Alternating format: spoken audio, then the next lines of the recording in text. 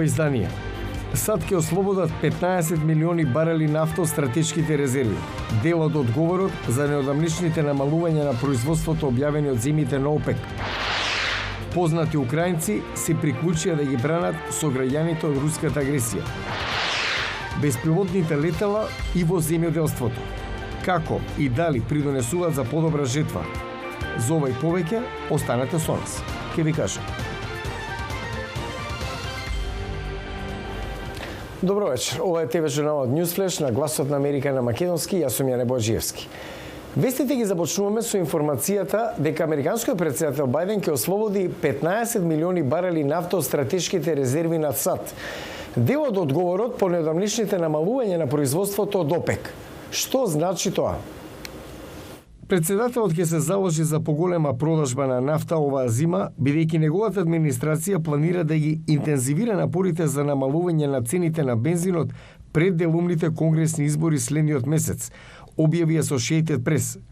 Со последниот чекор ќе се комплетира ослободувањето на 180 милиони барели одобрени од Бајден во март, што првично требаше да се случи во текот на 6 месеци. Тоа ја доведе стратешката резерва на нафта на најниско ниво од 1984, зашто администрацијата во Вашингтон го нарече потегот мост додека не се зголеми домашното производство. Резервите на САД сега ќе изнесуваат околу 400 милиони барели нафта. Ослободувањето на 15 милиони барели нема да покрие ниту еден ден користење на нафта во САД, според Управата за енергетски информации. А во меѓувреме антивладините протести продолжуваат низ Иран по смртта на 22 годишната Махса Амини, која почина во затвор минатиот месец. Да подсетам, таа беше уапсена од иранската полиција за морал, оти наводно го прекршила законот за покривање за главата. Како Западот реагираше и за протестите од Хенри Рижвел од Лондон? На Универзитетот Техеран студенти се собраа да го изговорат зборот крв на персиски јазик, барајки пат на исламскиот режим. 4 недели протести, од кои повеќето предводени од жени, се расширија низ градови во Иран. Навистина импресивно, оти за нив ѕидот на страв комплетно е уништен и тие немаат што да изгубат, сакаат да продолжат да бунтуваат. Минатите протести како Зеленото движење во 2009 година не успеаја да ја урнат владата, но отпорот сега ги надминува политичките поделби, како резултат на економската криза и домашната репресија, вели аналитичарот Бехнам Талеблу. Место да реагираат само против еден елемент на режимот, овие се граѓани што се против режимот во целина. Десетици демонстранти се убиени. Режимот се уште има можност да ги разбие протестите, вели Ваес. Се уште не се распоредени револуционерните гарди. Има уште многу други репресивни алатки што може да се искористат против движењето. Британија веднаш посати Канада воведе санкции за високи официјални лица во иранската полиција за морал. Тоа треба да се прошири низ Европската Унија. Во Европа, женските законодавци и познати личности ја скратија косата во знак на солидарност со иранските жени. Има протести во неколку градови. Ние сме тука за да бидеме глас на луѓето во Иран. И ние сме тука да бараме британската влада да реагира. Демонстрациите дојдоа откако САД и европските сили договараат со Техеран можно враќање во нуклеарниот договор од 2015 година. Францускиот председател Емануел Макрон ја осуди иранската репресија, но рече дека Франција се бори да спречи нуклеарно производство. Нуклеарните разговори пропаднаа и треба да се откажат, смета аналитичарот Талеблу. Тие пари, таа сделка би го збогатиле безбедносниот систем на режимот. Тој е истиот систем што врши надворешна како и домашна репресија, како што сега гледаме веќе 4 недели. Талеблу вели дека Западот би можел да преземе практични чекори да им помогне на демонстрантите, вклучувајќи го и обезбедувањето на сателитски интернет, за да се заобиколат владините рестрикции. А сега одиме во Украина. Од почетокот на војната, многу познати украинци се приклучија да ги бранат нивните сокрајани од руската агресија.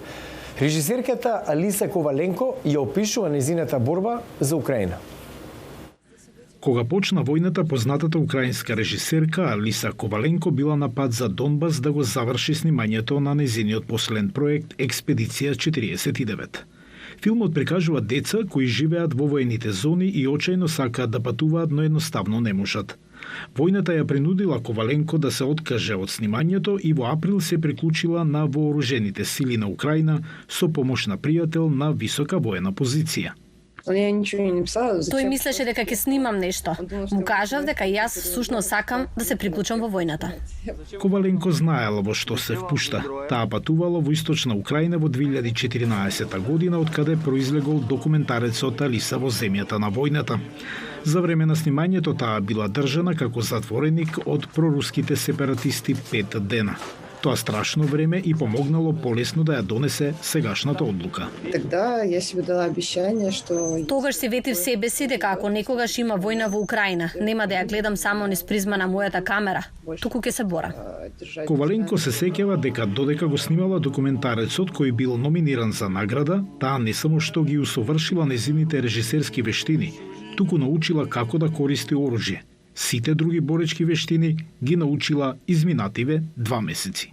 Ты тоже очень много учишься. Многу учите кога сте во првите борбени редови. Повеќето момчиња кои служеле 3 години или повеќе, кога ќе отидат, имаат страв што се гледа во нивните очи, се чувствуваат изгубени. Коваленко служи во регионот на Харков. Незиниот 5-годишен син Тео е во Франција со неговиот татко, францускиот новинар Стефан Сион и незината мајка. Ну, ему было тяжело. Беше тешко за Стефан, но тој ме познава многу добро. Знае дека ако сум решила нешто, тоа ќе го направам. Беше тешко и за мајка ми.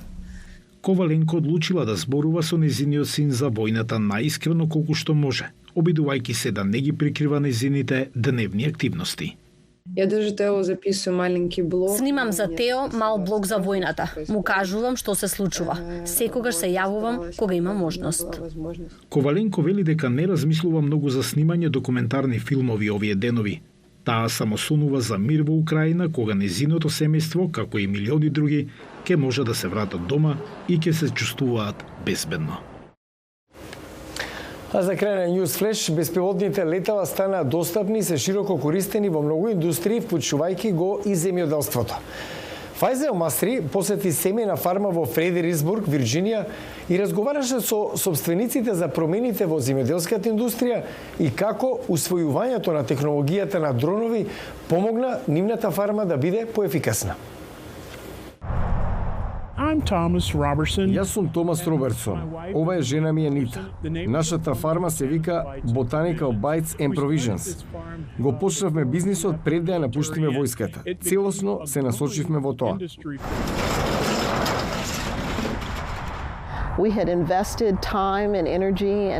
Вложивме време и енергија во посетување на нови и почетни курсеви за фармери. Знаевме во што се впуштаме. Воспоставивме контакти со други земјоделци. Сега ги користиме беспилотните летала на фармата. The drone came into picture probably about 5 years ago. The drones can show us that there may be a problem. Беспилотните летала може да ни информираат дека има проблем во одредена специфична област. Не мора да излеземе да бараме по полињата. Можеме да се осврнеме на таа конкретна област. He'll use the drone to find out that our crops are dying in a certain area. Тој го користи дронот за да открие дали нашите посеви умираат во одредена област. Тоа значи дека протокот за вода бил прекинат од некој глодар. Може брзо да се замени тој дел пред да се исуши целиот посет на култури. I think that the drones and other technology, they take nothing away from the human side. Мислам дека беспилотните летала и другата технологија не значат намалување на влијанието од човечкиот фактор во земјоделството. Тоа се надополнува, бидејќи ви заштедува време, ви овозможува трудот да го насочите кон повеќе и подобри дејности на вашата фарма. Дронови во земјоделството, интересно. Го гледавте Newsflash? Јас сум Јане Бојџиевски од Вашингтон, следете не преку социјалните медиуми. Пријатна вечер. Се гледам утре.